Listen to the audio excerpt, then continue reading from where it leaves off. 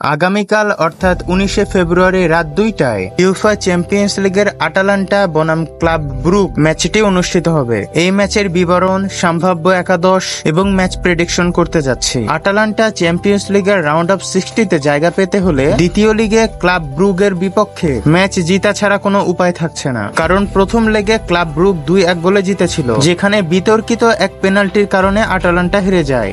আটালান্টার জন্য ভালো খবর হচ্ছে আফ্রিকার বর্ষসেরা ফুটবলার আদেমালা লুকম্যান ফিট হয়ে দলে ফিরতে পারেন, তবে গিয়ান লুকাস মাক্কা ও জর্জিও স্কালভিনি ইনজুরির কারণে মাঠে অনুপস্থিত থাকতে পারেন। ক্লাব ব্রুগের শুরুর একাদশে কোনো পরিবর্তনের সম্ভাবনা নেই, তবে ক্রিস্টোস টোজলিস একাদশে ফিরতে পারেন। স্কোর ভবিষ্যৎবাণী: আটালান্টা ঘরের মাঠে আক্রমণাত্মক ফুটবল খেলবে এবং লুকমান দলে থাকার কারণে তারা আরও শক্তিশালী হয়ে উঠবে। ক্লাব ব্রুগের রক্ষণশীল মনোভাব থাকা সত্ত্বেও আটালান্টা 3-1 ব্যবধানে জিতে পরবর্তী রাউন্ড নিশ্চিত করবে।